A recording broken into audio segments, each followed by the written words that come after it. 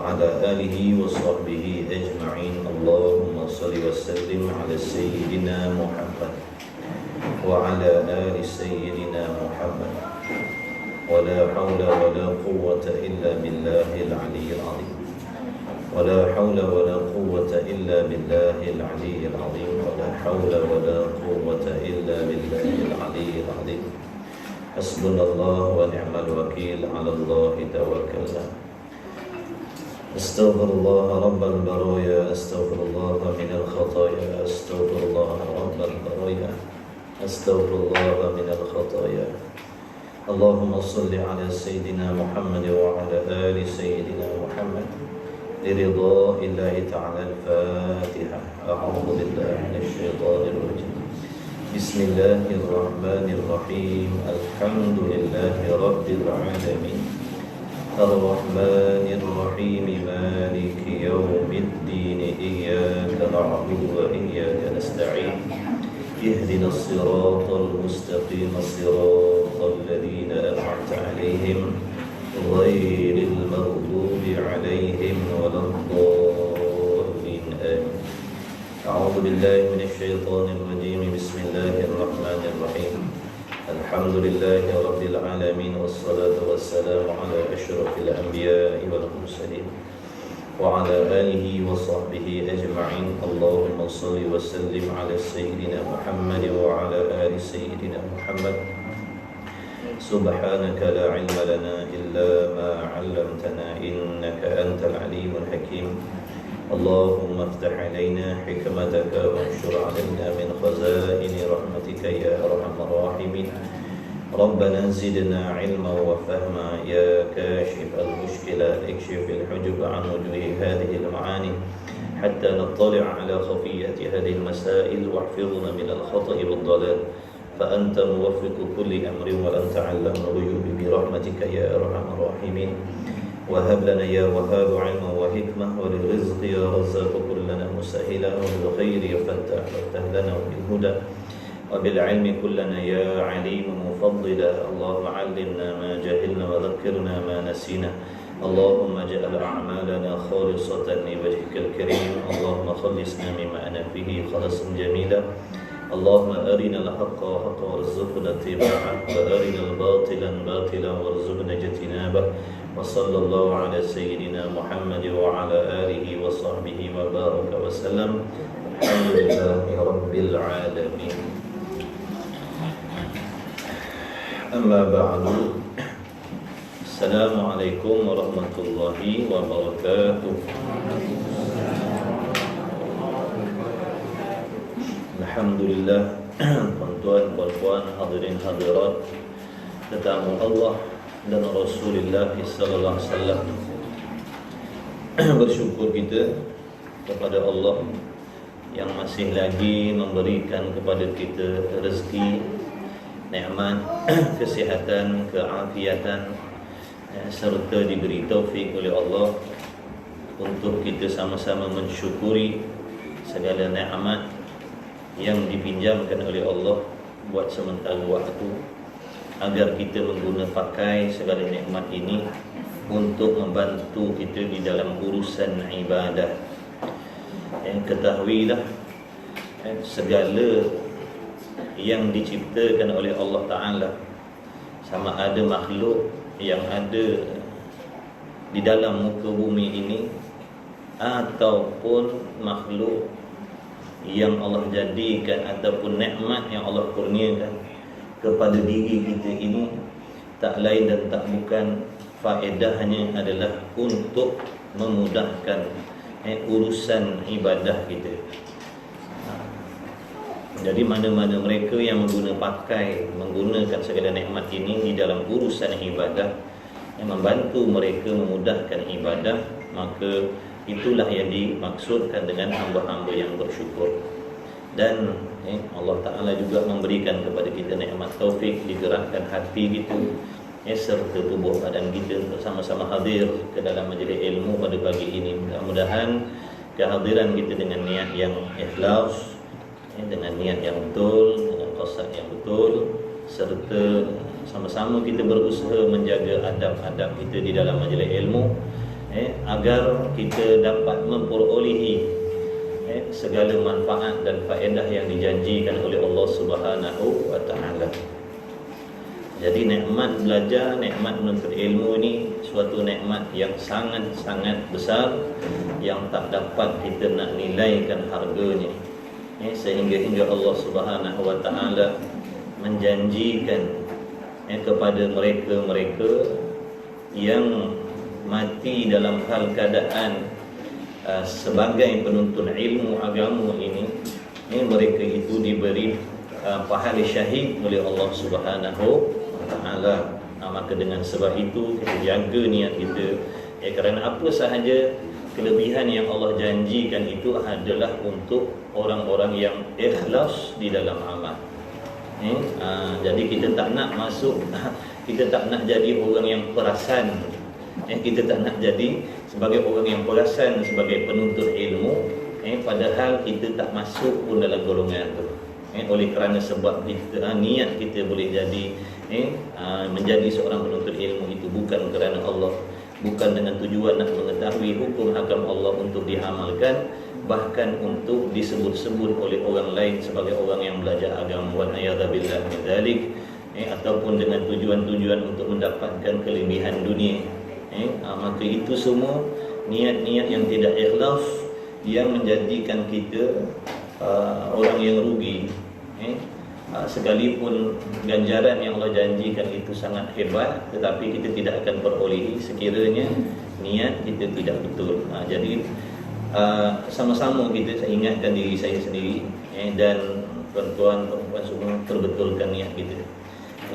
Mudah-mudahan Allah Ta'ala membukakan pintu ilmu yang bermanfaat untuk kita, bukan itu sahaja diberi taufik untuk kita beramal dengan apa sahaja ilmu yang memberi manfaat. Jadi sabda Nabi SAW, yang mana hadis ini adalah merupakan suatu hadis yang boleh kita katakan sebagai pemangkin semangat kita untuk terus berusaha bermujahadah melawan hawa nafsu kita yang memang kejadian yang tidak seronok, tidak setuju dengan perintah Allah Subhanahu wa taala. Contohnya menuntut ilmu, maknanya nafsu memang tak suka. Nafsu memang tak seronok dengan majlis ilmu. Sebab tu ramai di antara kita yang gagal untuk menjadi penuntut ilmu kerana tidak mampu nak berlawan dengan permainan ataupun hasutan hawa nafsu yang senantiasa mencari alasan-alasan agar tidak hadir ke majlis ilmu. Sabda Nabi sallallahu alaihi wasallam, mudah-mudahan insya-Allah, idza ja'al mautu li talibil ilmi wa huwa ala hadhihi al-halah mata wa huwa syahidun. Yang mana artinya apabila datangnya mati, apabila datangnya kematian ataupun ajal. Ajal ni menunjukkan rezeki kita dah habis dah atas dunia. Bila sampai ajal, maknanya peruntukan rezeki yang Allah telah kehendak untuk diri kita sedia kala lagi itu dah sampai tempoh dia habis dah. Sehat tak sehat, sakit tak sakit, tua muda, di mana-mana pun bila dah sampai waktu habis rezeki kita, ajal pun sampailah, matilah kita. Yang kata sakit, kemalangan, pembunuhan, itu semua asbab sahaja. Jadi Allah Subhanahu wa taala, Nabi sallallahu alaihi wasallam bersabda, apabila datangnya mati kepada penuntut ilmu pengetahuan dan ia berada di dalam keadaan tersebut, makna menuntut ilmu. Sebab tu kita kena kekalkan niatnya, aku nak belajar sampai bila-bila, aku nak belajar agama ni sampai nyawa aku diambil oleh Allah. Itu kerana ada kelebihan ni, ini kelebihan dia. Jadi barang siapa yang mati dalam keadaan tersebut, makna mati dia sebagai seorang penuntut ilmu, mati ia dengan mendapat syahid, katanya Rasulullah sallallahu alaihi wasallam. Mudah-mudahan kita semua dikurniakan oleh Allah Subhanahu wa taala, insya-Allah. Amin. Baik, sambungan kitab kita muka surat 37. Boleh? Suara ini boleh? Nyam-nyam sikit tak boleh?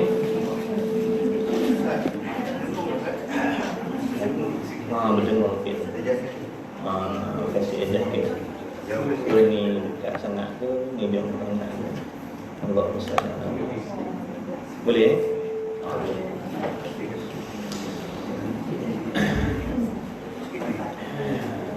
Allah SWT.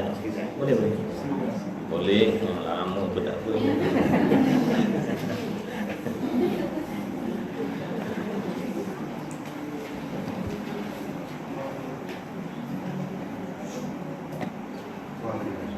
Bismillah. InsyaAllah ke? Bolehlah insyaAllah bang. Mereka ni semua hatinya insyaAllah tidak terganggu. Khusyuk dalam menuntut ilmu. InsyaAllah hingar-bangar tak mengganggu mereka ni. Allahumma salli ala Muhammad. Macam ada seorang soleh, dia cakap dengan ahli dia, dengan anak-anak dia dalam solat, bila aku angkat takbir, kau perbuatlah apa yang kau nak buat. Kata dia bila aku dah angkat takbir, korang buatlah apa korang nak menjerit, nak melalak, nak meraung lah. Kerana aku tak tahu apa-apa dah, kata dia. Macam tu sekali khusyuk hatinya di dalam solat. Kita diam, ya nak semayang ni. Diam yang bising nak semayang. Sebab apa? Kita tak khusyuk. Kita kalau semayang tepi sawah, bangun habis terbang habis. Bangun ingat nak halau dia dah. Sebab apa? Kita semayang tak khusyuk satu, tak duduk diam satu. Kalau dulu sahabat sampai burung duduk bertenggek atas tubuh dia, kerana terlalu khusyuknya, tekunnya di dalam sembahyang. Kita semayang tak tidur diam. Tu saya kata bangun pun terbang. Ingat bangun ingat kita nak halau dia tak? Kita tengah salat. Baik. Qala Syekhul Musannif rahimahullahu ta'ala wa nafa'ana wa iyyakum bi ulumi fid darain amin ya rabbal alamin. Huraian sifat yang ketiga daripada 20 sifat maknanya. Kita dah sampai sifat yang ketiga dah, sikit-sikit sampai dah sifat ketiga. Allahumma salli ala Muhammad. Kalau tak bergerak, kalau tak mula, taknya sampai sini. Jadi sikit-sikit, lama-lama dapat sikit. Alhamdulillah. Daripada tak dapat langsung, dapat sikit. Alhamdulillah. Jadi yang ketiga, yakni daripada 20. Jadi dalam kitab Misbahul Munir ni, dia menjalani di atas perkataan ulama yang mengisbatkan ahwal maknawiyah. Makna mereka mengirakan sifat-sifat maknawiyah secara tafsil. Maka dengan sebab itu jadi 20. Kadang-kadang ada kita jumpa kitab Tauhid, kitab Allahumma salli ala Muhammad, kitab Allah yang membicarakan sifat-sifat Allah ni hanya menyebutkan, menerangkan hanya 13 sifat sahaja. Jadi dua-dua tu di dalam akidah kita, perjalanan akidah kita Ahli Sunnah wal Jamaah. Baik. Jadi yang ketiga, jadi 3 tu tuan-tuan perempuan hanya sebutan sahaja. Nombor 3 tu hanya pada sebutan sahaja, bukan memberi maksud sifat ini adalah sifat yang ketiga muncul pada Allah, bukan. Kerana apa? Kerana segala sifat-sifat kamalan Allah itu qadim lagi azali, semuanya sedia kala. Semua sifat kesempurnaan Allah tidak ada permulaan bagi adanya.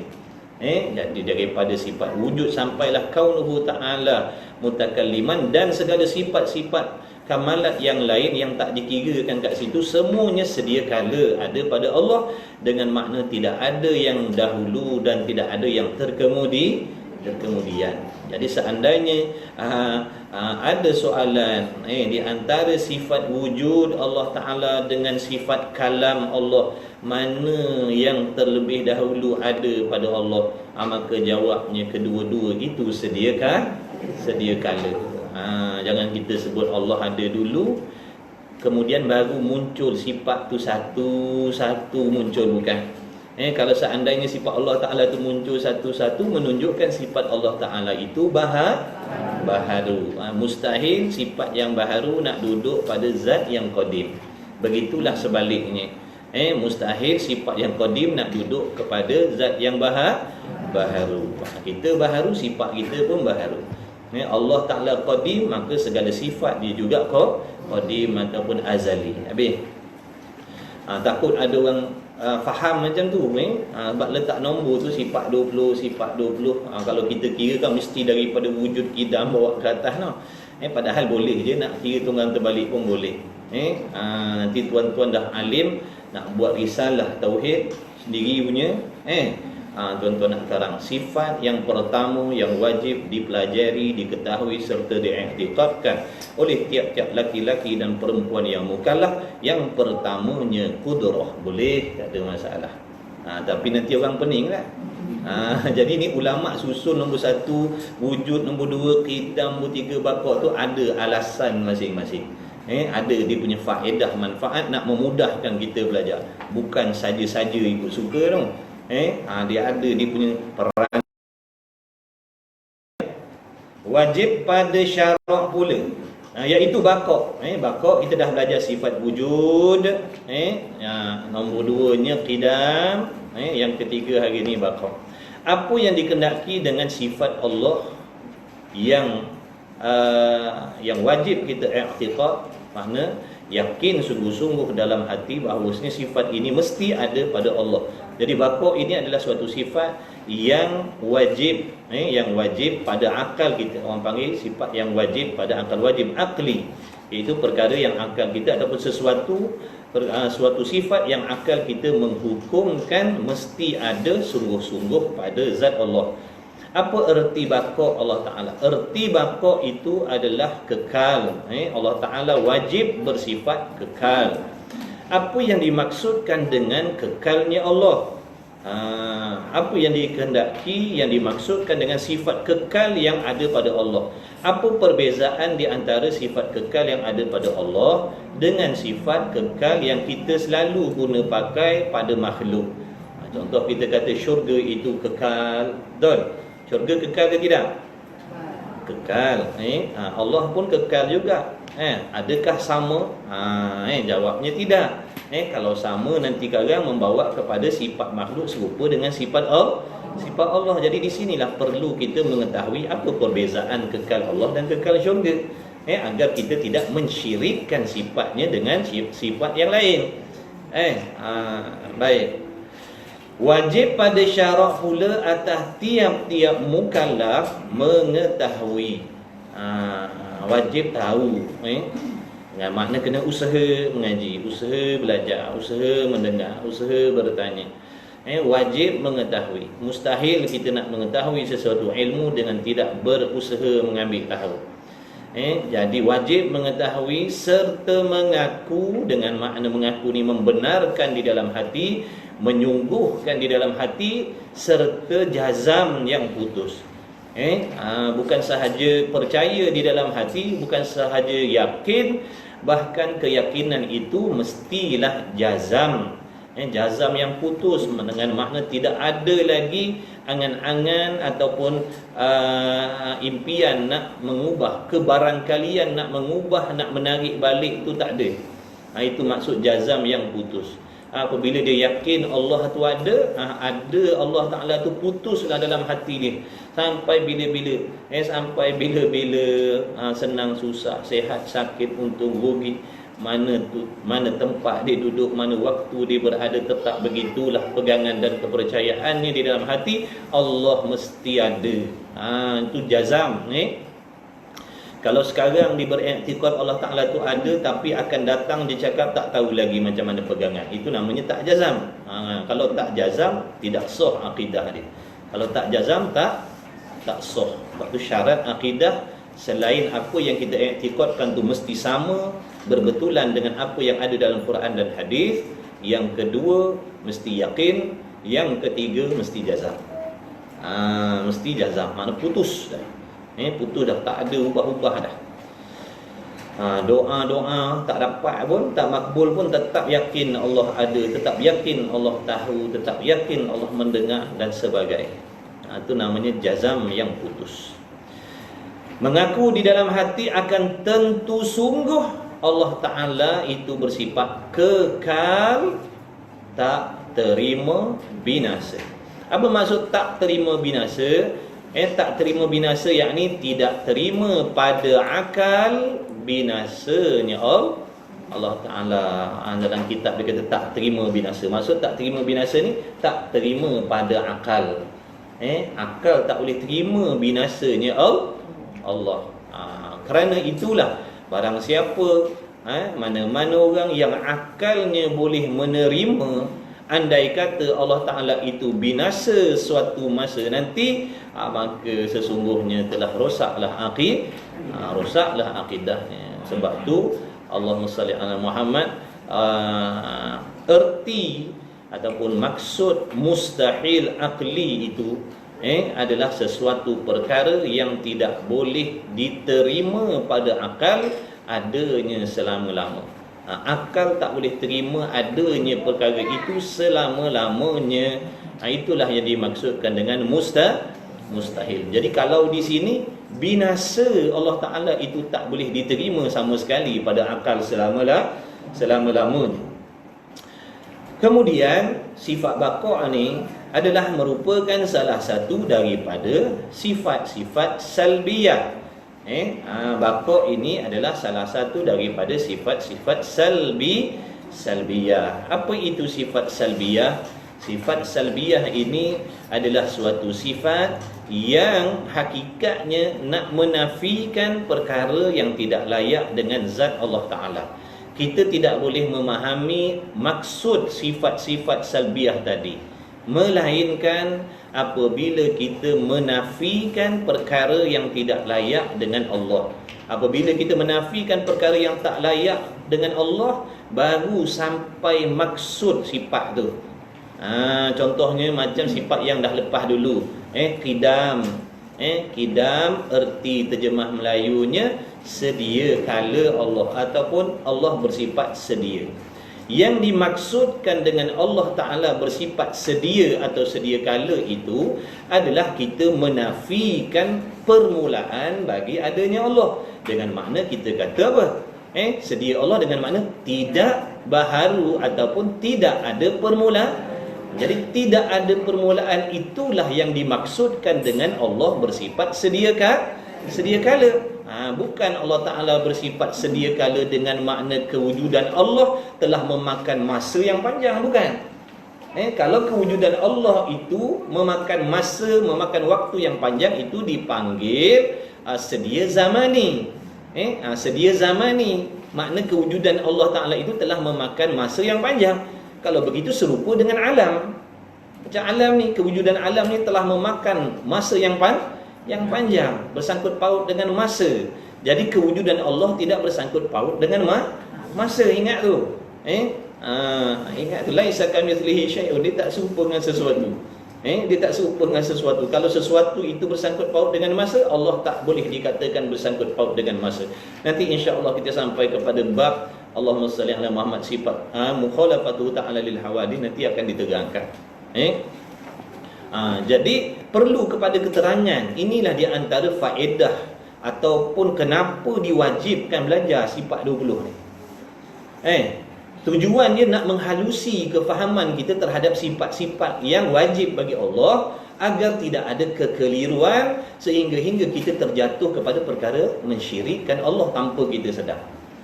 Seandainya sebelum kita belajar ni, ramai yang faham Allah sedia itu, Allah itu bersifat sedia kala dengan mana Allah tu dah lama ada. Ramai yang faham macam tu. Ramai yang faham macam tu. Sebenarnya faham macam tu merosakkan akidah. Jadi kita nak tahu kesilapan dan kesalahan kita dalam akidah ni, kena belajar. Kerana dalam bab i'tiqad ni orang tak nampak pada zahir. Orang nak tegur salah silap orang tak nampak. Dah macam mana cara kita nak mengetahui ataupun mencari adakah akidah yang ada dalam hati kita ni betul ataupun salah? Caranya dengan mendekatkan diri kepada ilmu tauhid. Baru kita boleh jumpa silap tadi. Kalau kita tak bahaskan dalam ilmu sifat 20 ni, nescaya kita tak akan jumpa kesilapan. Bahkan kita akan merasakan akidah kita, kepercayaan pada Allah ni betul dah. Rupa-rupanya salah. Nampak tak tu? Bila belajar baru nampak, oh salah rupa selama ni. Itulah tanda-tanda Allah sayang dengan kita. Tanda-tanda Allah sayang dengan seseorang itu, Allah akan ambil dia, dudukkan dia dalam majlis ilmu, kerana Allah Ta'ala nak memperbaiki dia. Makna bila kita jumpa kesilapan dan kesalahan, di situlah ada peluang untuk kita berusaha perbaiki. Kalau kita tak tahu, macam mana kita nak baiki? Allahumma salli ala Muhammad. Alhamdulillah. Biarlah tak jadi jutawan pun tak apalah. Asalkan jangan tak belajar ilmu agama. Kalau jutawan belajar ilmu agama pula, itu alhamdulillah. Itu 2 kali untunglah dia. Kalau jutawan sahaja, hartawan sahaja, tak ada belajar ilmu agama, itu bahaya. Baik. Adapun sekarang ni kekal. Ramai orang yang faham Allah Ta'ala ini kekal dengan makna Allah Ta'ala tu akan lama lagi ada. Ramai yang faham macam tu. Apa maksud Allah kekal? Allah Ta'ala tu kekal dengan makna Allah ni lama lagi ada. Berapa lama? Lama lagi. Sampai bila tak tahulah, sampai bila Allah Ta'ala ni ada. Lama Allah Ta'ala ni lagi akan ada. Itu yang dipaham dengan maksud kekalnya Allah. Padahal kefahaman yang macam tu salah. Kalau dengan makna kekal lama lagi ada, itu bukan sifat Allah. Itu sifat baharu.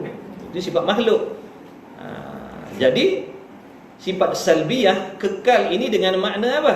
Tidak tak binasa ataupun tak menerima binasa. Itulah yang dimaksudkan dengan Allah bersifat kekal. Namanya kekal zati.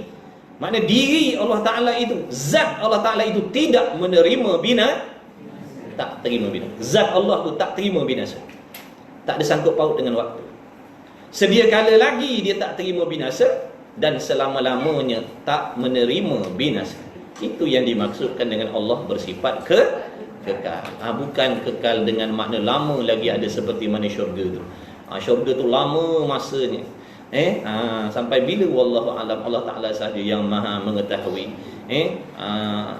Semua tu ada dalam ilmu pengetahuan Allah. Jadi kekalnya syurga serta nikmatnya, kekal neraka serta azabnya, wa'iyadzabillah min dzalik, itu bersangkut paut dengan waktu. Itu namanya kekal zamani namanya. Allah bukan kekal zamani, Allah kekal zati. Zati dengan makna diri Allah Ta'ala. Zat Allah Ta'ala itu tidak menerima binasa. Adapun syurga, zat syurga, diri syurga serta diri nikmat-nikmat yang ada di dalam syurga itu menerima terima binasa. Dengan makna apa terima binasa? Akal kita boleh terima binasanya syurga itu. Seandainya Allah Ta'ala nak membinasakan syurga, akal boleh terima. Kerana apa? Kerana syurga itu perkara mungkin, perkara yang harus. Tiap-tiap benda harus menerima binasa. Kalau dia tak binasa, kerana maksudnya kerana dijaga oleh Allah, kerana Allah Ta'ala tidak kehendak nak membinasakan dia. Maka kekal syurga itu sebab Allah tak kehendak nak binasakan. Itu ikut hukum aradinya. Berdasarkan hukum janji Allah, kekal syurga itu wajib. Tapi ikut hukum akal, kekal syurga itu harus sahaja. Kita dah belajar belum hukum aradi? Dah lah? Dah ke belum? Yang kata belum tu tak datang lah hari tu. Ataupun tak jumpa. Tengok balik kat belakang tu. Kita dah belajar dah apa beza hukum aradi, hukum syar'i, hukum adat, semua tu. Allahumma salli ala Muhammad. Jadi segala janji-janji Allah Ta'ala itu masuk di dalam hukum aradi, namanya janji Allah. Hukum aradi, janji Allah. Contoh macam kematian kita. Mati kita tu hukumnya harus. Asalnya mati itu mungkin benda yang harus. Tetapi apabila Allah menurunkan ayat yang menyatakan bahawasanya tiap-tiap yang ada atas muka bumi ini kullu nafsin dha'iqatul maut, maka hukum kematian bagi diri kita itu berpindah daripada harus menjadi wajib. Jadi wajib mati, bukan harus mati dah. Kenapa kata wajib mati? Kerana Allah dah janji dah. Tapi asalnya mati itu harus, bukan wajib dan bukan mustahil. Mati itu harus. Tapi bila Allah janjikan, tukar dah. Bukan kata mustahil, bukan kata harus, bahkan wajib mati. Wajib mati. Mana dalil, mana bukti yang menunjukkan di atas Allah Ta'ala itu bersifat kekal, tidak binasa selama-lama. Mesti kena tahu dalil agar kita tidak termasuk di dalam golongan orang yang meniru-niru akidah orang lain. Jadi kita kena tahu bukti. Bukti ini pun penting untuk kita berpegang teguh agar akidah kita dalam hati itu teguh, tak bergoyang, tak bergoncang seandainya diserang oleh pahaman-pahaman yang mengelirukan ataupun bisikan-bisikan daripada waswas syaitan yang nak merosakkan akidah kita. Itu perlunya dalil, itu pentingnya dalil. Dalil ni tempat kita berpaut, berpegang. Kalau tak ada dalil, kalau dihujani oleh was-was ya, boleh barangkali daripada yakin akan turunlah pegangannya daripada yakin jadi ragu-ragu ataupun jadi zon pada Allah. Itu bahaya kalau tak ada dalil. Sebagai contoh, mula-mula kita menuduh orang ni bersalah, tapi kita tuduh dia dengan tak ada bukti. Kemudian bila kita diserang dengan hujah-hujah, kita tak ada bukti. Mula-mula kita kata dia yang buat. Yakin sungguh tu hakim, dia yang buat. Kemudian bila pihak sebelah sana berhujah dengan kita, tanya sini, tanya situ, pusing sini, pusing sana, kita pun jawab, saya rasa-rasa dia lah ambil. Dah tu dah rasa-rasa pula dah. Tadi bukan main garang lagi. Sebab apa? Tak ada dalil. Tapi kalau ada dalil, dia tak berganjak. Tetap dia kata dia percaya, ni ada bukti. Tu perlunya dalil. Dalam berakidah pun begitu. Berapa ramai orang yang asalnya yakin, tapi bila dihujani oleh bisikan-bisikan dalam hati daripada nafsu, daripada syaitan, kemudian yang luar pun datang, kemudian bertepatan pula waktu tu kita sedang ditimpa musibah, dia jadi goyang. Betul ke ada Allah? Yang ada jadi macam tu lah. Na'udzubillah min zalik. Dah turun martabat dah daripada mesti Allah ada, sungguh Allah ada, dah jadi turun dah. Ada ke tidak, ataupun ada kot. Dia jadi na'udzubillah. Rosak akidah tuan-tuan ni. Rosak akidah ni maknanya syirik dah, murtad, kafir. Jangan buat main-main dengan kata rosak akidah. Jangan kita faham rosak akidah ni maknanya Islam, cuma akidah rosak. Dah. Kalau dah akidah rosak tu bukan Islam dah tu. Sekalipun dia orang Arab. Sekalipun dia orang Arab. Orang Arab ragu-ragu pada Allah jadi kafir. Orang Melayu beh-beh lagi lah. Jadi bangsa tak jadi hal. Akidah tu kena pasti betul. Baik, kullu man ni dalilnya. Namanya dalil nakli. Dalil nakli maknanya bukti yang diambil daripada Al-Quran. Ni bukan suruh fikir ni suruh terima je sebab Quran. Bukan suruh kaji betul ke ayat ni. Timbang-timbang dulu. Jangan. Kalau yang keluar tu daripada pendapat kita manusia, perkataan makhluk, boleh nak timbang-timbang, nak kaji-kaji, nak selidik-selidik betul ke tidak. Ini firman Allah, tak boleh. Gitulah juga dengan hadis-hadis Nabi. Tak boleh kena terima semata-mata terima. Kata almarhum Tuan Guru Haji Soleh, yang dimaksudkan, yang dikendaki dengan iman ni, percaya sudah, terima sudah. Jangan nak fikir-fikir, nak timbang-timbang. Sebab kalau fikir-fikir, timbang-timbang kan setan masuk nanti kan. Ni ayat Quran, jangan nak timbang-timbang. Kena terima je lah. La raiba fih. Tak ada keraguan, kesamaran, pertikaian, kesangsian di dalamnya dalam Quran tu. Sebab tu wajib terima. Barang siapa yang meragui dengan kalamullah, itulah dalil dia meragui meragui Allah Ta'ala. Siapa komplain Quran, dia komplain Allah. Siapa perendah-rendahkan Quran, dia merendah-rendahkan Allah. Siapa merasakan ilmunya setaraf dengan apa yang ada dalam Quran, dia merasakan yang ilmunya serupa dengan Allah. Jangan main-main. Tak pasal-pasal, rosak akidah. Jahil punya pasal, rosak akidah. Jadi jahil ni bahaya. Jahil agama ni sangat-sangat berbahaya tuan-tuan. Lebih berbahaya daripada senjata lagi. Lebih berbahaya, lebih jahat lagi daripada kezaliman orang kafir yang menzalimi umat Islam. Kejahatan orang kafir terhadap orang Islam tak boleh nak mencabut keimanan orang Islam. Ramai saudara-saudara kita yang mati di dalam keadaan syahid, dalam keadaan kekal dalam Islam sekalipun dibunuh dan sebagainya. Tetapi ramai yang orang duduk dalam aman, damai, keselamatan, rosak akidahnya dengan sebab jahil agama. Hamba tu kata seorang Al-Habib, dia kata apa? Sekarang memang pada kita perbuatan orang kafir harbi itu memang sangat-sangat jahat, sangat-sangat keji, tidak ada peri kemanusiaan sehingga menzolimi umat Islam. Tetapi ketahuilah kejahilan, kebodohan kita terhadap hukum hakam Allah, lebih-lebih lagi perihal akidah ni jauh lebih jahat daripada itu lagi. Jauh lebih jahat daripada orang kafir itu lagi. Kenapa? Kerana kebodohan kita terhadap hukum hakam Allah boleh menarik diri kita yang beriman jadi kafir. Na'udzubillah. Orang kafir itu tak boleh nak paksa kita masuk kafir. Kalau akidah kita betul, mati-matilah, mati dalam Islam. Tapi kalau jahil, tak sakit pun, duduk dalam senang lenang, duduk dalam mewah, jadi kafir. Tu bahaya. Jangan buat main-main. Jangan kita kata belajar agama ni lebih kurang dah lah, belajar sikit-sikit dah lah. Ilmu Allah ni kan keluas. Belajar sampai bila-bila pun tak habis. Belajar lebih kurang dah lah.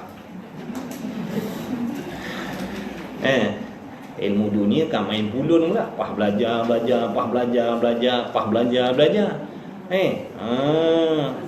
Pun tak habis juga ilmu dunia ni. Betul? Pah belajar ada lagi macam-macam, tak habis gak belajar. Dah kenapa bersungguh gitu mau? Tapi dalam bab ilmu agama je belajar lebih kurang lah. Tengok. Tapi kata kita dunia akhirat ni kena seimbang. Wah, cakap bukan main cantik lagi. Kita dunia akhirat ni kena seimbang. Seimbang apa seimbang macam tu? Itu tempang bukan seimbang. Bab dunia sungguh ulun, bab agama lebih kurang lah. Itu sebenarnya kata-kata yang menyebabkan kita tak ada hemah nak belajar agama. Bab awal-awal kita dah set kepala otak itu macam tu. Jadi orang pun pandang ilmu agama ni bukan penting, sambilan sahaja. Dia jadi sambil belajar agama ni, sambil dalam hidup dia sambil. Na'udzubillah min zalik. Benda wajib ni bukan sambil, tuan.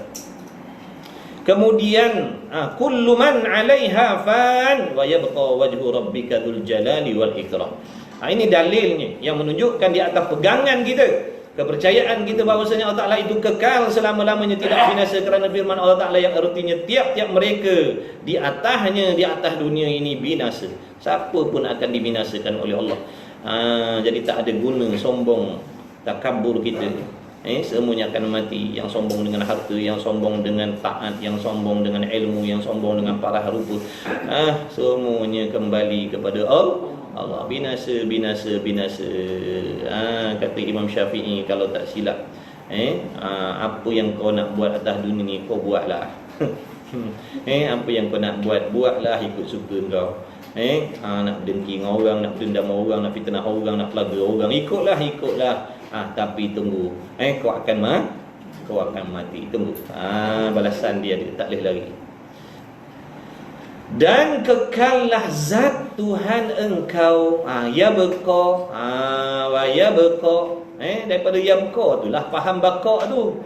Dan kekallah pada zat Tuhan engkau yang mempunyai jalal dan ikram, makna yang bersifat dengan kebesaran dan kemuliaan. Itu yang kekalnya, itu yang tidak menerima binasanya. Adapun selain daripada itu semuanya binasa ataupun menerima binasa. Itulah dalilnya. Jadi kalau orang kata kenapa awak percaya Tuhan tu ada, kekal selama-lamanya tak mati, itu dalam Quran duk sebut dia kekal. Tu dalil lah tu. Sekalipun kita cakap macam tu, dalam Quran ada dalil. Cuba bacakan ayatnya. Ayat saya tak ingat, saya bukan hafal Quran. Tapi saya dah belajar, saya dah tahu, saya dah dengar ada ayat Quran yang menjadi bukti. Allah Ta'ala sendiri yang berfirman dalam Quran menyatakan bahawasanya yang lain semua binasa, yang kekal hanya zatnya. Itu dalil dah tu. Dah ada lah dalil tu. Maknanya bukan dia tiru-tiru orang kata Allah kekal, tak. Dia dah tahu dalilnya, dia dah jumpa dalil buktinya dalam Quran. dan pengakuan tentu sungguh di dalam hati.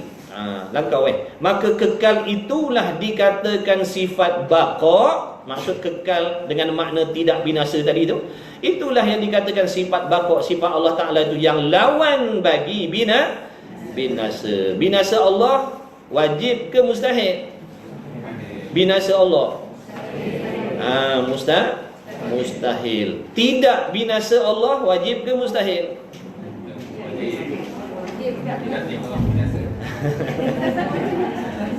Tidak binasa Allah wajib ke mustahil? Wajib. Binasa Allah mustahil. Kekal Allah wajib. Pandai dah. Kemudian dan pengakuan tentu sungguh di dalam hati. Jadi mana-mana orang yang hatinya menyungguhkan bahawasanya Allah Ta'ala itu kekal, itulah yang dikatakan wajib bagi akal, ataupun wajib pada akal yang kita dah belajar dulu. Hukum akal itulah mana Allah Ta'ala sungguh-sungguh bersifat kekal. Itulah perkara yang termasuk di dalam wajib akal ataupun wajib akli, iaitu perkara yang akal tidak boleh menerima tiada. Bahkan akal menghukumkan mesti ada semata-mata. Mesti ada semata-mata, mesti sungguh semata-mata kekal Allah Ta'ala. Bukan harus, bukan mustahil. Wajib pada akal. Mana akal kita menghukumkan mesti sungguh Allah Ta'ala bersifat kekal. Dan pengakuan tentu sungguh tidak dan pengakuan tentu sungguh tidak binasa. Betul ke langkau? Dikatakan wajib dan pengakuan tentu tidak di dalam hati. Dan pengakuan tentu tidak, apa maksud tu? Tentu tidak kekal. Kita tuan-tuan tulis apa? Dan pengakuan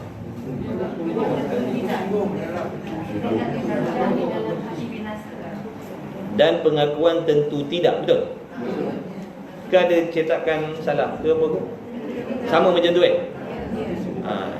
dan pengakuan tentu tidak di dalam hati binasa. Ayat dia lagu tu. Makna pengakuan di dalam hati kita iaitu tentu tidak binasa Allah Ta'ala itu. Itulah yang dikatakan mustahil pada akal. Yang kata maknanya binasa Allah Ta'ala. Binasa Allah Ta'ala itulah yang dimaksudkan dengan mustahil, iaitu perkara yang akal tidak boleh terima ada. Jadi sifat binasa ni tidak boleh ada pada Allah. Tak terima pada akal adanya binasa pada Allah. Sejak bila akal tak boleh terima binasa pada Allah? Sedia kala lagi akal tak boleh terima Allah menerima binasa. Selama-lamanya akal tidak boleh menerima ada binasa pada Allah Ta'ala. Dan makna kekal itu dan yang dikendaki dengan kekal itu, yakni kekal Allah Ta'ala itu ialah barang yang tidak menghubungi tiada. Makna sesuatu yang tak berjumpa dengan tiada, sesuatu yang tidak bertemu dengan tiada. Itu yang dimaksudkan dengan kekal. Kalau sesuatu tu berjumpa dengan binasa, tak boleh panggil kekal. Ataupun dikatakan barang yang tak terima, yakni pada akal hilang. Ataupun takrif dia yang satu lagi. Jadi kalau orang tanya kekal tu apa, boleh jawab dua lah. Yang pertama tadi, iaitu barang tu makna sesuatu. Dengan makna kekal itu barang ataupun sesuatu yang tidak berhubung, ataupun sesuatu benda yang tak menghubungi dengan tiada. Ataupun dikatakan barang yang tak terima hilang. Tak terima hilang makna pada akal kita. Akal kita tak boleh nak menerima hilangnya Allah, binasanya Allah, musnahnya Allah. Itu yang dimaksudkan dengan kekal. Bukan dengan makna lama masa, panjang waktu, bukan. Panjang waktu, lama masa itu sifat kekal yang ada pada kita makhluk, bukan pada Allah. Bukan pada Allah. Harap kita dapat beza dah kekal Allah dengan kekal makhluk. Sedia kala Allah dengan sedia makhluk. Boleh beza. Jangan mensyirikkan Allah, sama ada mensyirikkan sifat, zat ataupun perbuatannya. Jangan. Syirik tu boleh jadi apabila seorang itu menyamakan zat Allah dengan jirim, menyamakan sifat Allah dengan arad, menyamakan perbuatan Allah dengan perbuatan makhluk. Boleh jatuh syirik, rosak akidah, jadi murtad, jadi kafir. Ni kita belajar ni bukan nak tuduh siapa-siapa kafir, tuan-tuan. Ini ilmu, panduan. Siapa-siapa yang melanggar undang-undang akidah ni, jadilah dia kafir. Bukankah agama itu maknanya undang-undang? Dulu awal kitab dah dinyatakan apa maksud agama. Agama tu makna undang-undang. Undang-undang apa ataupun dipanggil syariat, undang-undang. Undang-undang dalam agama ni pula melibatkan macam-macam. Ada undang-undang ibadah. Jadi nak ibadah ada undang-undang ni makna peraturan yang Allah buat lah. Nak solat ada peraturan yang Allah Ta'ala tetapkan dah. Kalau langgar peraturan tu, solatnya tak sah, tak diterima, tak lulus maksudnya. Begitulah juga dalam bab keikhlasan. Ada undang-undang dia. Langgar undang-undang tu, orang ni dipanggil tidak ikhlas. Bila tak ikhlas, tak wajib, tak berhak mendapat pahala, sekalipun zahirnya nampak sempurna. Kemudian dalam bab muamalah ada undang-undang. Nak jual beli ada undang-undang, nikah kahwin ada undang-undang. Tak boleh buat suka kita. Pakaian ada undang-undang, bercakap ada undang-undang, nak pandang ada undang-undang, nak dengar penuh dengan undang-undang. Itulah yang dimaksudkan dengan penjara mukminin. Orang mukmin dia akan rasa benda tu. Ada pun perkataan dunia tanpa sempadan, itu bukan kita punya, tuan-tuan. Itu orang kafir ni. Kita mukmin dah, dunia ni penuh dengan sempadan. Nak cakap, bukan boleh cakap semua. Ada benda Allah larang cakap. Betul?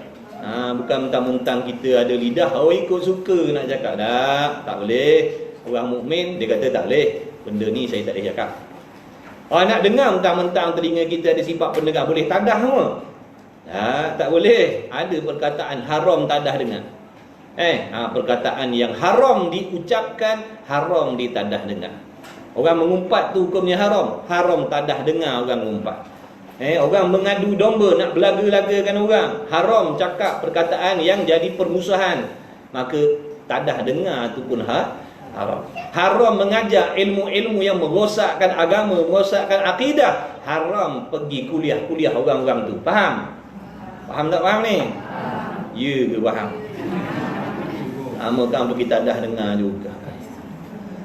Puak-puak tu lah, siapa lagi? Duk mengajar orang jadi biadab no. Syirikkan orang, kafirkan orang, itu haram ditadah dengar no.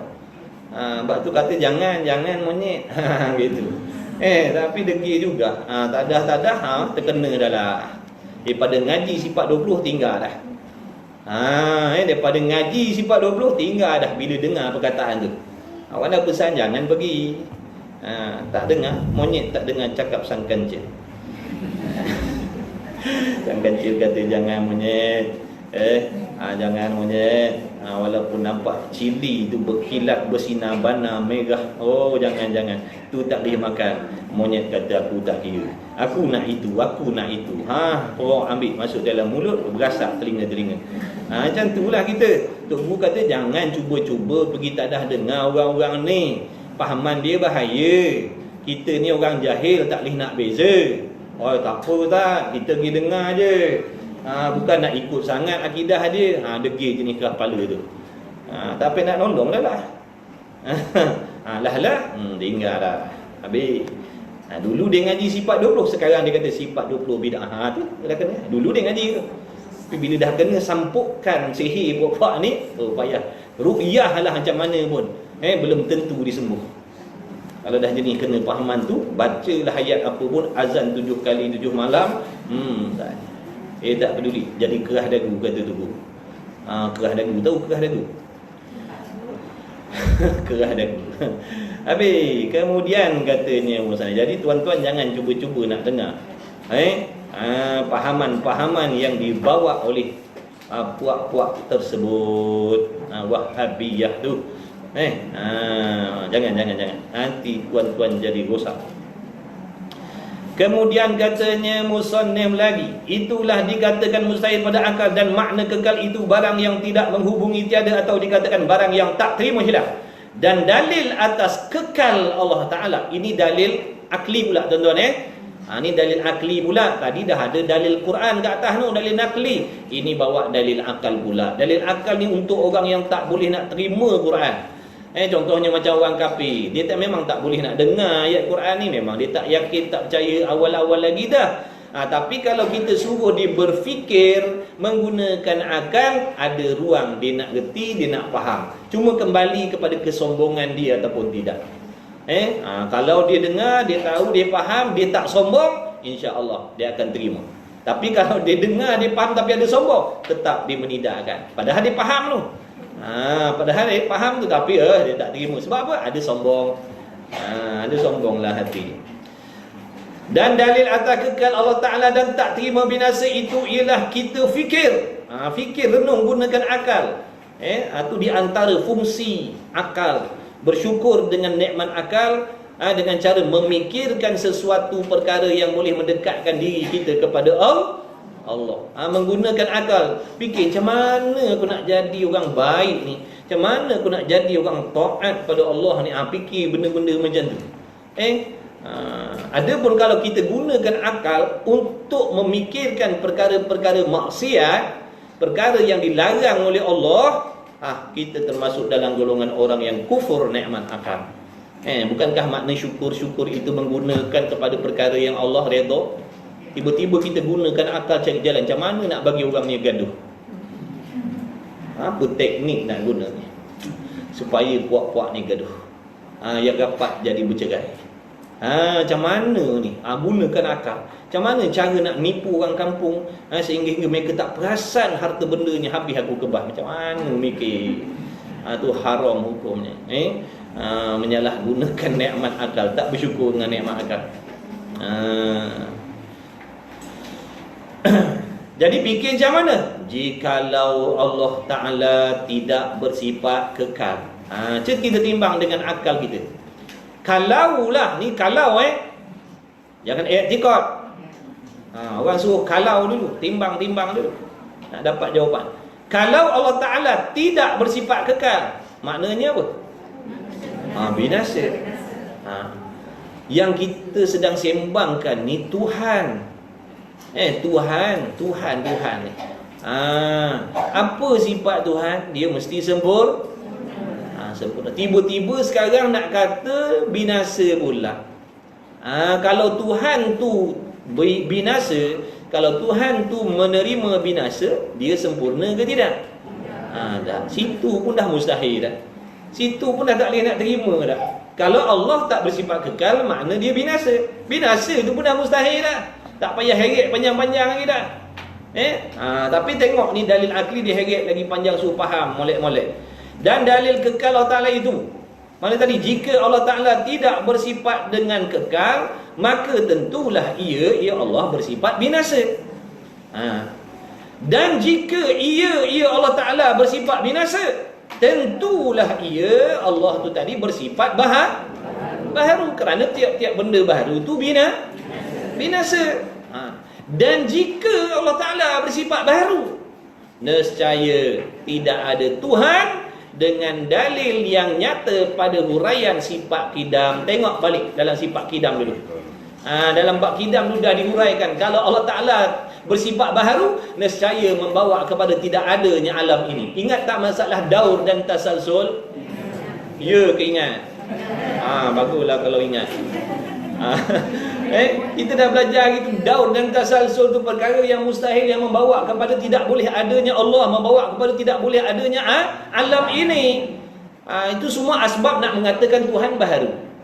Nampak tak? Jadi sekarang sebab tu kita tak boleh nak terima kata Allah Ta'ala tu bersifat baru. Kerana kalau Allah Ta'ala bersifat baru, dia akan kembali kepada tadi tu. Tu nampak tak faedah disusun selepas wujud kidam, lepas kidam bakok. Nampak tak? Kalau dulu dah i'tiqad Allah Ta'ala tu kekal, Allah Ta'ala tu sedia kala tidak baharu, takkan hari ni pula nak kata Allah baharu pula dah. Dulu i'tikad dah Allah sedia kala tak baharu. Kalau hari ni makna dia boleh terima Allah baharu, maknanya akidah dia dulu tu tak jazam. Tu hikmah disusun tu, wujud kidam tu ada dia punya peranan dia. Kalau faham kidam, fahamlah baqa ni. Kerana dalil yang menunjukkan Allah Ta'ala itu mesti bersifat kekal tak binasa ada pada kidam dulu tu. Sebab tu dia kata tengok kat kidam. Kerana dalam pada bab kidam dulu dah diterangkan secara jelas nyata, Allah Ta'ala tak boleh terima baharu, dan jika ia binasa tentulah ia baharu. Kalau Allah Ta'ala tu baharu, nescaya tidak ada Tuhan, dengan dalil yang nyata pada huraian sifat kidam dulu. Tengok balik. Kidam maknanya sedia kala. Kalau Allah Ta'ala tak sedia kala, makna baharu. Bila Allah Ta'ala baharu, nanti kan timbul pertanyaan, siapa yang buat Tuhan? Bila timbul soalan siapa yang buat Tuhan, itu yang kembali kepada masalah daur dan tasasul. Tengok baliklah. Tengok balik. Dan saya tidak ada Tuhan dengan dalil yang nyata berhuraian sifat kidam. Kalau begitu, tetaplah Tuhan tidak binasa. Kalau begitu, natijahnya, jawapannya, kalau begitu tak bolehlah nak dikatakan Allah tu binasa. Tak bolehlah nak katakan Tuhan binasa kalau macam tu, kerana membawa kepada benda mustahil juga. Membawa kepada tak ada Tuhan pula, membawa kepada tidak ada alam pula. Padahal musyahadah mata kepala kita sendiri dah menyaksikan adanya alam, yang mana adanya alam ini adalah bukti menunjukkan tentang adanya pencipta. Macam mana kita nak nafikan? Macam mana nak kata tak ada Tuhan? Macam mana nak kata tak ada alam, sedangkan kita sendiri dah menyaksikan alam ni wujud? Kalau begitu, tetaplah Tuhan tak binasa. Firman Allah Ta'ala di dalam surah Al-Qasas ayat 88 yang mengisyaratkan Allah Ta'ala bersifat dengan baqa. Bawa lagi dalil. Banyak dalam Quran tu dalilnya.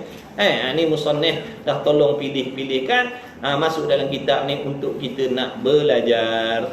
Jadi tak payah nak cari dalil sendiri, ada dah dalam kitab ni. Kalau suruh kita buka Quran, buka hadis, cari dalil, mati hidup balik pun tak jumpa. Sebab kita bukan ahli, tuan-tuan. Nak memahami, nak menggali ilmu yang tersirat dalam Quran tu, bukan sekadar pandai cakap Arab, bukan sekadar pandai nahwu saraf, tak cukup. Kata ulama, ada belah ilmu, nak kena kuasai, mahir, baru boleh congkir rahsia dalam Quran. Kita apa? Congkir apa? Apa kita nak congkir? Jadi dah hadir dalam kitab ni, ngaji je lah. Betulkan niat, ngaji sungguh-sungguh. Ngaji, tengok mana bab yang tertinggal, pergi topak balik. Jangan biar dia berlalu macam tu. Kitab ni, kita dah berapa kali khatam kat sini? Belum lagi? Tapi tanya jawab macam dah pernah khatam je. Masya Allah, bijak sungguh. Jawapan tu macam orang dah pernah khatam 2-3 kali. Subhanallah. Ni belum khatam ni. Dah khatam tak tahulah, tak datang dah lah. Allah salli ala Muhammad. Baik, mana dia dalil lagi? Wala tad'u ma'allahi ilahan akhar la ilaha illahu kullu syai'in halikun illa wajhah lahul hukmu wa ilaihi turja'un. Dan janganlah berdoa engkau serta Allah Ta'ala akan Tuhan yang lain. Makna jangan minta kepada selain Allah, serta beriktikad selain Allah Ta'ala tadi boleh memberi seperti Allah Ta'ala. Jangan minta kepada selain Allah, minta pada Allah. Yakin dalam hati tidak ada yang boleh memberi melainkan Allah. Dah tu yang orang duk berdoa kat kubur tu, tanya dah dulu. Dia doa kat kubur tu, tanya pokcik mokcik tu, pokcik mokcik ni duk tadah tangan kat kubur ni, duk minta pada siapa? Dia kata pokcik mokcik ni minta pada almarhum ni lah. Sebab almarhum ni dia ada kuasa boleh memberi, mengkabulkan doa makcik pokcik. Baru kata syirik mokcik. Baru kata syirik. Tanyalah dulu. Ini orang pergi kubur tak pasal-pasal, cabut rumput pun tuduh syirik. Dia pantang tengok orang ziarah kubur. Syirik saja. Makna nak tuduh orang kafir je kerja dia. Elok ke tidak pahaman tu nak tanya. Suka tuduh-tuduh orang kafir ni elok ke tak elok? Dah. Janganlah pergi tak dah dengar. Sebab tu terikut. Bahaya pahaman tu. Sebab apa? Boleh merosakkan akidah. Macam mana pula rosak akidah? Rosak akidah lah. Barang siapa yang menuduh seseorang itu kafir, padahal dia tidak membuat benda yang mengkafirkan, kafir tu kembali kepada diri yang memanggil. Sebab tu jangan buat lembik mulut. Sikit-sikit syirik, sikit-sikit syirik, sikit-sikit pergi tanya pokcik tu dulu. Tengok dapat menapa tak dapat menapa pokcik tu kan bagi. Kafir syirik. Pakcik tu belasah dengan batu niasan baru tahu. Ada pun dia kata pokcik ni duk doa, ni kubur waliullah, ulama besar ni suhu waktu hidup dia masya-Allah ilmunya, muridnya banyak. Dah tentulah ni orang-orang yang Allah sayang, jadi pokcik ambil berkah lah doa kat kubur dia ni. Bukan minta pada orang ni, pokcik minta pada Allah. Ya Allah, minta begini. Minta ya Allah dengan keberkatan, dengan sebab keistimewaan hamba-Mu ni di sisi-Mu ya Allah, kabulkanlah doa aku ni dengan berkah dia ni. Jadi minta pada Allah, bukan minta pada orang lang kubur. Kita tanya dululah. Ya Allahumma salli ala Muhammad. Habis. Tu iklan sambil-sambil tu takut ada yang terpengaruh mana. Dengar-dengar syirik. Lama kan kita tengok orang pergi kubur pun kita tengok atas bawah. Sebab pada kita salah dah. Nak pergi mana pulau besar syirik, belum cakap tujuan. Orang nak pergi mancing baru. Orang nak pergi mancing tak pasal-pasal kena syirik. Belasahkan dengan joran 15 kaki tu baru dia tahu. Tak ada kerja lain nak mensyirikkan orang. Ni pantang dengar pulau besar. Buat apa pergi pulau besar? Dia tanya, buat apa pulau? Syirik apa? Nak pergi mandi ke situ. Mandi pula syirik, mandi atas bukit syirik. Macam-macam. Mandi kat telaga syirik. Kambuh telaga habis semua. Kemudian tidak ada Tuhan lain melainkan Ia, melainkan Allah. Bermula tiap-tiap sesuatu itu binasa, melainkan maksud yang tak binasa zat Allah, yakni serta sifat-sifat dia. Dalilah lagi tu. Dah ada 3 dalil dah. Awal tu dulu kuluman alaiha fan, dah ada dalil. Yang ni dalil lagi. Akli tadi dalil lagi. Banyak dalil. Asbab. Mudah-mudahan Allah kekalkan akidah kita. Kemudian baginya jua-jua hukum, baginya Allah jua hukum, dan kepadanya Allah kembali sekalian kamu. Kamu siapa? Kita lah. Dia kata dia. Dah kita tak kembali. Kita kembali juga. Dah apa persiapan kita? Apa persiapan kita nak kembali kepada Allah ni? Renung-renung, fikir-fikir, timbang-timbang, hisab-hisab. Perangai kita yang macam ni, akhlak kita yang macam ni, hati kita yang macam ni, agak-agak selamat, tak nak balik ke akhirat yang penuh bahaya tu. Balik seorang-seorang pula tu, tak ada orang teman. Fikir-fikir, renung-renung, supaya kita tak termasuk dalam golongan orang yang menyesal, tidak berkesudahan. Kalau ikutkan hati kita, memang binasalah kita. Sebab tu jangan ikut hati, ikut akal yang ada ilmu agama. Akal pula jangan dibiarkan terkonteng-konteng akal, kena temankan dia dengan kefahaman ilmu agama. Kerana akal, semata-mata akal ni semua orang dapat. Orang Yahudi, orang Nasrani, orang kafir, semua ada akal sama macam kita. Sebab tu kalau akal kita ni tak dijaga dengan agama, hukum hakam Allah, kefahaman agama, samalah pemikiran kita, hati perut kita dengan orang bukan Islam.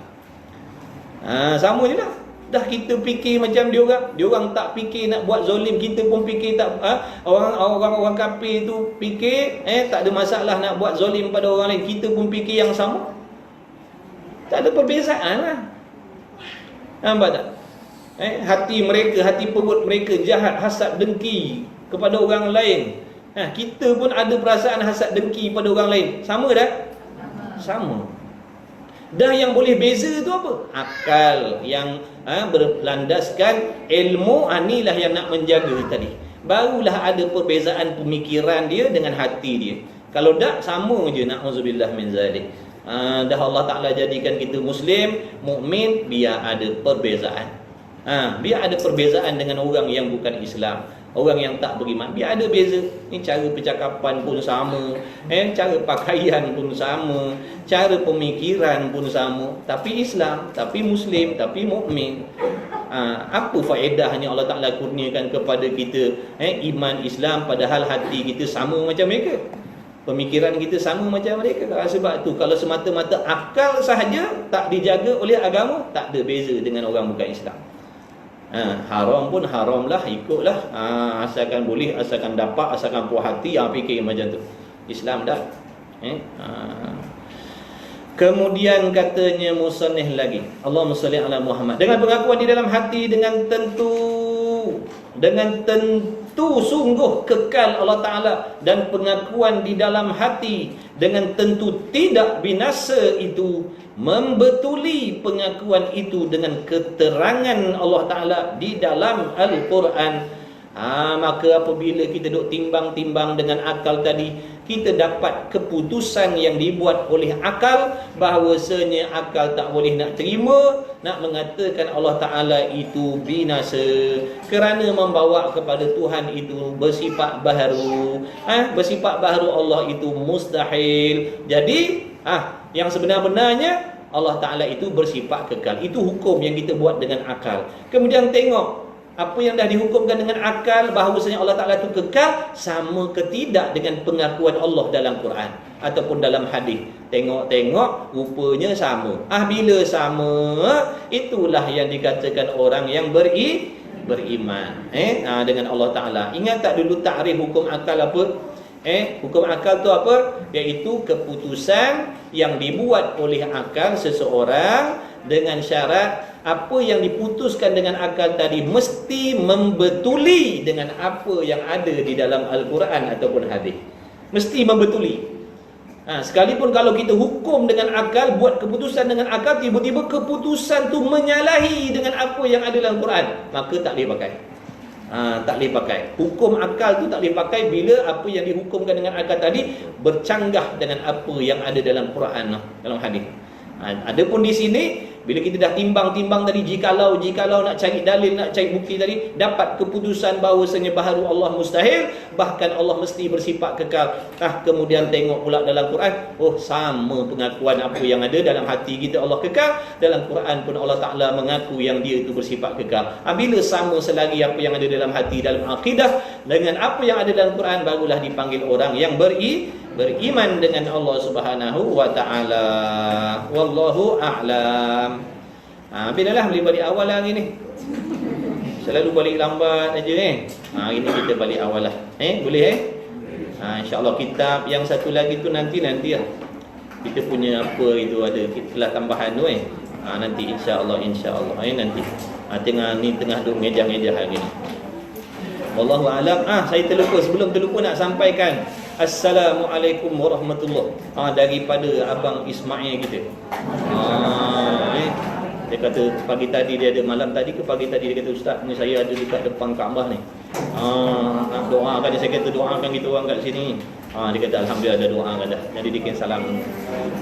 Insya-Allah mudah-mudahan Allahumma salli ala Muhammad. Bismillahirrahmanirrahim. Alhamdulillahirabbil alamin wassalatu wassalamu ala Rasulillah wa ala alihi. Allahumma rabbana fa'na bima 'allamtana, rabbana 'allimna alladhi ma yanfa'una, rabbana faqih ahlana wa qarabati lana fi dinina ma ahli qutul unsa wa dzakar wa sallallahu ala sayyidina Muhammad wa ala alihi wa sahbihi wa baraka wa sallam. Walhamdulillahirabbil alamin. Taqabbalallahu minni wa minkum, minna wa minkum, taqabbal ya karim.